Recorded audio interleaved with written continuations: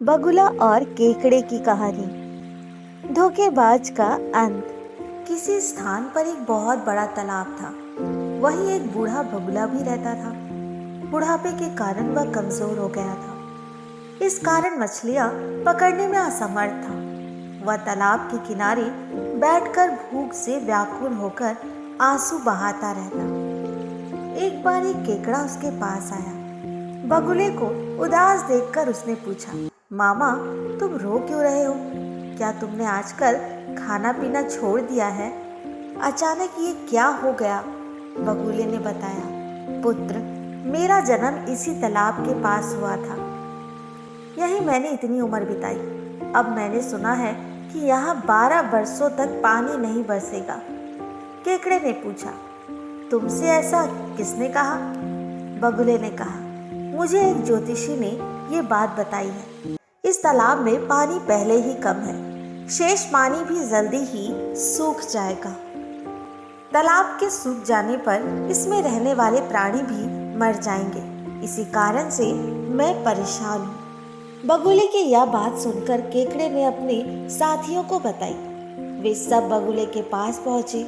उन्होंने बगुले से पूछा, मामा, ऐसा कोई उपाय बताओ हम सब बच सके। बगुले ने बताया, यहाँ से कुछ दूर एक बड़ा सरोवर है। यदि तुम लोग वहां जाओ तो तुम्हारे प्राणों की रक्षा हो सकती है। सभी ने एक साथ पूछा, हम उस सरोवर तक पहुंचेंगे कैसे?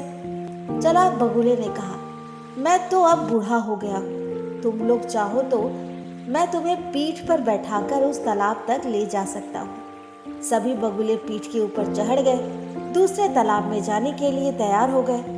दुष्ट बगुला प्रतिदिन एक मछली को अपनी पीठ पर चढ़ाकर ले जाता और शाम को तालाब पर लौट आता। इस प्रकार उसकी भोजन की समस्या हल हो गई। एक दिन केकड़े ने कहा, मामा, अब मेरी भी जान बचाइए। बगुले ने सोचा कि मछलियां तो वह रोज खाता है, आज केकड़े का मांस खाएगा।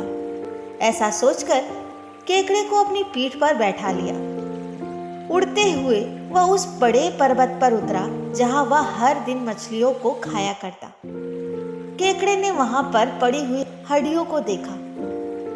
उसने बगुले से पूछा, मामा, सरोवर कितनी दूर है? आप तो थक गए होंगे।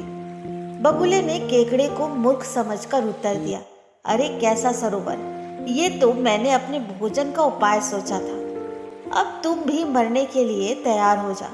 मैं इस पत्थर पर बैठकर तुझे खा जाऊंगा। इतना सुनते ही केकड़े ने बगुले की गर्दन पकड़ ली और अपने तेज दांतों से उसे काट डाला। बगुला वहीं मर गया। केकड़ा किसी तरह धीरे धीरे अपने तालाब तक पहुंचा। मछलियों ने जब उसे देखा तो पूछा, अरे केकड़े भाई, तुम वापस कैसे आ गए? मामा को कहाँ छोड़ा है? हम तो उनके इंतजार में बैठे हैं। ये सुनकर केकड़ा हंसने लगा। उसने बताया, वह बगुला महाठग था। उसने हम सभी को धोखा दिया। वह हमारे साथियों को पास की एक चट्टान पर ले जाकर खा जाता था। मैंने उस धूर्त बगुले को मार दिया। अब डरने की कोई बात नहीं। इसलिए कहा गया है कि जिसके पास बुद्धि है उसी के पास बल भी होता है। तो दोस्तों, आज की ये कहानी कैसी लगी कमेंट बॉक्स में ज़रूर बताएं। और हाँ, मेरे चैनल को लाइक, शेयर, सब्सक्राइब करना ना भूलें। धन्यवाद।